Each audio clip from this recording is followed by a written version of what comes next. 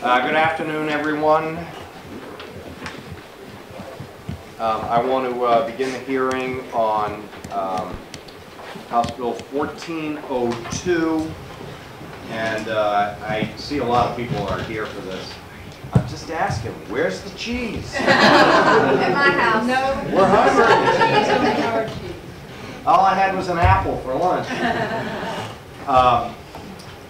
So let me start by recognizing Representative Comeau, the prime sponsor of the bill.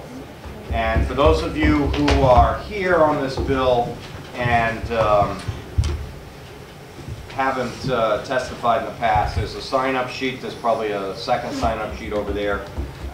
I don't think this bill has any opposition. Don't create opposition by speaking when you don't have to. But stay in your seats because I'd like to actually move this bill to the next stage this afternoon. Representative, thank you, Senator. For coming here, and thanks for bringing my constituents. You're welcome. For the record, my name is Comeau. I represent Belknap 5, which is Alton, Bonstead, Guilford, and Belmont. This bill, 1402, started out, I'll give you a quick overview, as a little bit of help for the farm stands as far as the homestead kitchen license goes. I started out with just focusing on the homestead kitchen license, trying to make small producers from their home exempt from licensing and inspection due to the fact that us, with our farm stand, we could no longer get people to bake for us because it got so costly and so involved, and you had to use the state's recipes, a standardized recipe.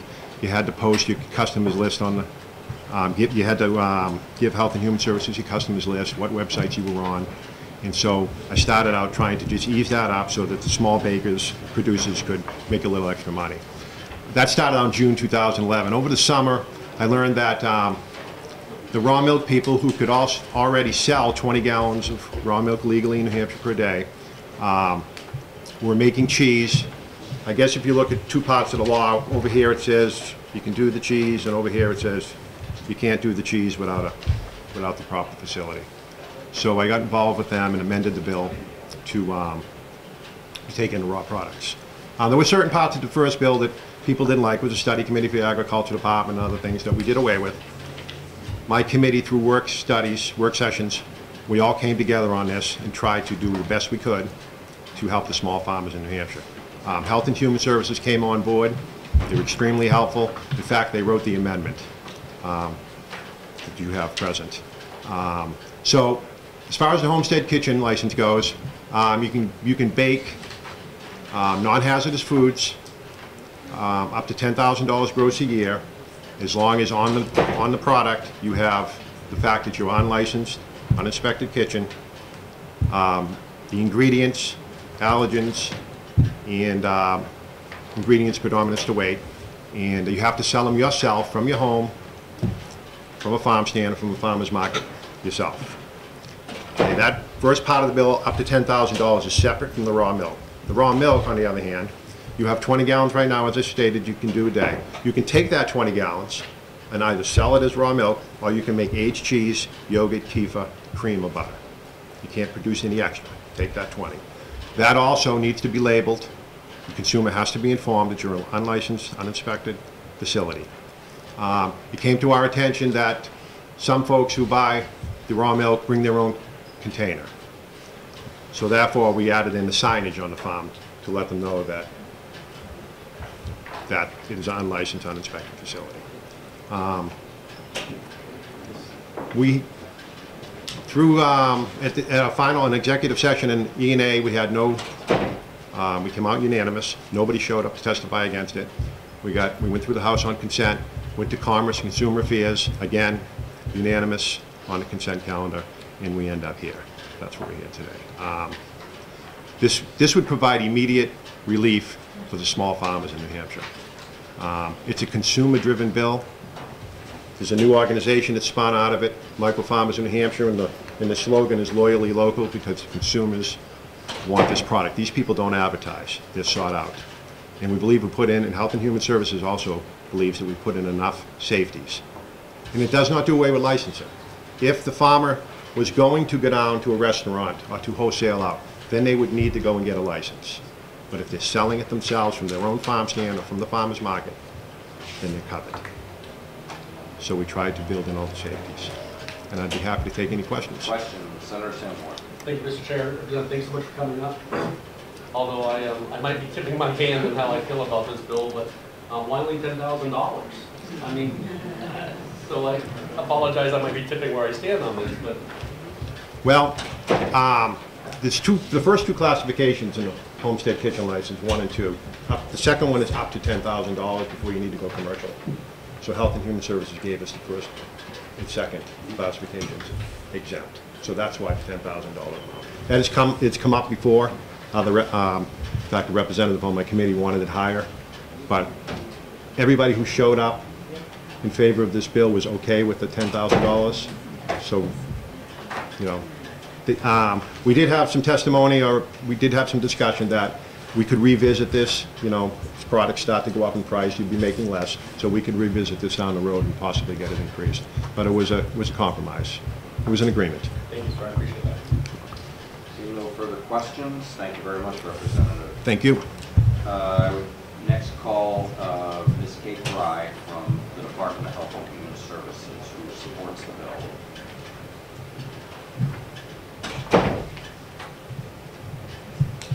Good afternoon. Good afternoon.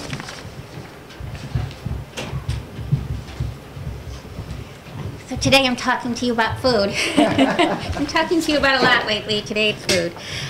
For the record, my name is Kate Fry. I'm the Legislative Liaison with the Division of Public Health Services, in which the Food Protection Section lies. And I'm here today to speak in complete support of House Bill 1402 relative to the sale of homemade foods and licensing of certain milk producer distributors, as amended by the House. The division worked really closely with Representative Comeau, the Environment and Agriculture Committee, and many constituents to make House Bill 1402 an effective piece of legislation which reduces regulation for homemade foods and certain dairy products while balancing food safety concerns, which the division has always had an interest in. It's been a very collaborative process and has resulted in a really timely topic, considering a lot of conversations that have been had about this issue in the past. So just to quickly go over what this bill does, it exempts certain homestead food operations and homestead food products from licensure by the department. It also allows for direct sales of raw milk products without a milk producer distributor license for certain small scale dairy producer distributors. So the changes of this bill is under 143A5. An exemption is added to the food service licensure statute and allows homemade food operations selling less than $10,000 in annual gross sales of non-potentially hazardous food from their homestead residence, a farm stand, or a farmer's market. So just to give you an example of non-potentially hazardous food, and I'm sorry, Senator, you only had an apple, because we're talking about jams, jellies. Oh, I see fudge. Yeah, I know, everything. Double crusted fruit pies, cakes. So anything like that is really what's considered non-potentially hazardous. There are 2 levels of homestead licensure currently. Level 1 allows non-potentially hazardous food to be sold at the license holder's residence, but Level 2 allows the license to sell their products at retail stores and restaurants. So under this bill, those products who have sales under $10,000 and wish to sell their products from their homes and farm stands, they don't need to obtain a license. It requires homestead food operations that exceed that maximum limit to be licensed to sell, though, however. And then 143A2 defines food that are potentially hazardous. And we did that in the bill just so it's clear that if it's a potentially hazardous food, something that can create some kind of bacteria, that's not what we're talking about homestead food licensing. We're just talking about non-potentially hazardous food. What this bill also does, it amends the dairy statute, RSA 184, and it allows milk producers who produce for sale milk products made from less than 20 gallons of raw milk, such as aged cheese, at least 60 days, yogurt, cream, butter, or kefir, and to do so without a license, provided these products are offered as direct sales from the producer-distributor's own farm stand, or at a farmer's market within the state. The current law only allows for the sale of raw milk, so that's the difference here. It's expanding those to include the aged cheese, the butter, the kefir. You'll see that we had aged cheese in here, not soft cheese. Our director felt very strongly that soft cheese should not be included because there's a higher risk for food contamination, so that is not in the bill currently. Both raw milk and homestead food will be required to meet labeling requirements. The committee felt very strongly about that, including a statement that these products are exempt from licensing and public health inspection. As Representative Comeau said, it does not eliminate licensing entirely, and if a producer wishes to do so, they can still. The intent really was to enable microfarmers to pursue entrepreneurial efforts without having to spend a lot of money to comply with the division's regulations. It's really what we're seeing nationally too as a movement. The division is supportive of these efforts, provided that the consumer is aware that the products are exempt from licensing and inspection. So that's my testimony. I'm here today with Colleen Smith from the Food Protection Section if you have any questions. Are there any questions of Ms. Fry? And I apologize, Kate, because I was actually eating the end of my lunch when I came in and didn't want to show Senator Bradley I had food in my mouth. And then I'm talking about cakes. So I'm trying to keep my question real short. You know, so many of our statutes today, when we start talking about small business and regulation, the threshold seems a lot higher. And if we're encouraging entrepreneurism and we're encouraging companies, people to become entrepreneurs and business owners, I look at $10,000, it's $250 a week. You can't provide any livelihood for that. So I guess my question is, where is HHS on this? And how do you come up with the threshold? And is there any room to make it something that people can respect? So the 10,000, I just want to be clear, only has to do with the homestead food licenses and not the dairy products. I just want to, because there's some confusion about that. So the original limit was 5,000. It just seemed like the natural next step was 10,000. There was a lot of discussion about whether that should be in units or gallons, and it really was the House committee who really felt like it just made sense to start with 10,000, and if we need to go back and change that, we can. You know, we need to balance the concerns here, and we certainly hear what those issues are. So it just seemed like that next step that people agreed upon. We're certainly happy to revisit that if we're hearing the need. I mean, we're talking about things like cookies and cakes. I mean, that's a lot for cookies and cakes. Sorry. So I don't know, you look at my stomach. It's not a lot. You're hungry. Thank you Does that so help? much. I Okay. appreciate it. Thank you very much, Ms. Fry. Okay, I have Representative Babson wishes to speak, but Dave, do you really need to speak? I take that as a yes, but I prefer it a no. Good afternoon, Mr. Chairman and Committee. I'm Representative Dave Babson from Ossipee. I'm here representing myself to give you a little history on the forerunner of this bill, the homestead license, and also I'm representing the Farm Bureau today, which stands squarely behind this bill. I had a whole spiel on the bill, but just to make it quick, back 5 years ago, I was chairman of the House Agriculture Committee, and my Representative O'Connell, the vice chairman, and I wrote this bill. I won't even go into the reasons that it came up, but basically it was because the Division of Food Safety's regulations were so restrictive that people were giving up doing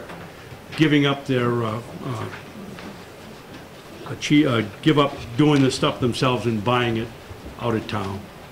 Senator Bradley and I both know the Bly Farm. They gave up $7,800 of purchasing local berries because the department required that every jar of jam type, strawberry, raspberry, blueberry, raspberry, you had to send it to the University of Maine for $35 in a process sheet, and if they approved it, then you could sell it. Well, the Bly Farm the Bly Farm had 27 different varieties of jam they put up, and so they went to Kimball Farms down in Massachusetts and purchased the berries and all done and just had a label put on it. That's where it get going. At the time, the homestead license was a real relief for local growers. Today, it seems to be the albatross around their neck because of the tidal wave of for local food and local products now. Our Representative Connell and myself, our goal was to get something like this bill. And you, Senator, you were asking about how we got the 10,000 bucks. We thought we were lucky to get there that day. We had 0 to 5, 5 to 10, and then after 10 it had to be a commercial kitchen. And we thought we did really well to get them to 10,000 bucks. If you'd like to raise it to 20, be our guest. You know, it's just Go ahead. go ahead. And that's all. I just hope you people will join the agricultural community and help us increase our sales, grow agriculture in the state, and pass this bill out of here unanimously. Thank you. Any questions? Seeing no questions, thank you very much, Representative Babson. I have Representative Owen. Not that he told me, save time. You're a wise man. It comes with age. I have several more people that have signed up to speak. I think maybe I would recognize Ms. Farrell. She is the president of the Micro Farmers of the New Hampshire Association, should you wish to speak. Thank you. Thank you, everyone. I'm going to be very brief as well. We formed this group as recently as this past January. There was an enormous amount of farmers, consumers, who all felt there was a definite need to deregulate small farms. This allows for small dairies, especially, to produce a lot more products, more diversity, to be able to utilize all the milk product that they have, otherwise it would be going to waste, fed to pigs, and produce things that people really want and feel are beneficial to their health. As well, the homestead license allows us more product that we can sell. As a full-time farmer, it's very difficult to pull in a substantial income, and the more products that we can sell, the more people it draws to the farm, and obviously the more money we can produce to keep the farm running. And again, we have enormous amount of response throughout the whole state of people supporting to the effect where we formed this group, Micro Farmers of New Hampshire, and the group is going to continue to support legislation that will help small farmers. So, Thank you very that's much. it. Thank you. Somebody whose products I've had most. Any questions? Okay. I do have several more people who have signed up to speak, but I would just say there's no one in opposition. What I prefer to do is go to executive session. If everybody is okay with not speaking, who signed up, I'm going to close the hearing. I'll reopen it if something strange happens in the executive session. Move to go executive session. Seconded. All right, so it's been moved to go into executive session. All in favor, say aye. Aye. And I'm going to look to... Motion of ought to pass. All right, it's been moved by Senator Lambert, seconded by Senator DeBlois. Any discussion? Honestly, the only discussion I have is why if this isn't $100,000 or $250,000. I'll join with you next year. If God willing, God willing, we're both sitting in these people chairs. send us back here to at least double it or triple it. Absolutely.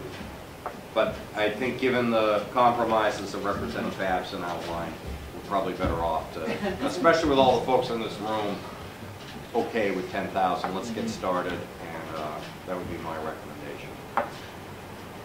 So it's been moved ought to pass. It's been seconded. Any further discussion? Seeing none. All in favor? Aye. Any opposed? Passes 5-0. Senator Lambert, second motion. Second motion, put it on the consent calendar, please. Second that. All right. Any opposition to that? All in favor, say aye. Aye. Okay, so just for all of you folks that don't know our procedure, what that means is we're recommending to the full Senate that the bill pass, and because it was unanimous and with no opposition, we're putting it on what's known as the consent calendar, which means it'll be voted on in a block of bills next week, and it really is a sign that the bill is good to go, and this one is definitely good to go. So I think on behalf of all 5 of us, I just want to thank all of you. And I didn't mean to stifle your opportunity to speak, but I thought you'd like the results. So I hope you're okay with that. Thank you. Thank you. Thank you so much. Thank you. Sarah, move to come out of executive session, and Senator Lambert will get the blurb. So we're back in regular session. We're going to take about a 1-minute break for Robin to get ready for the next hearing. Thank you.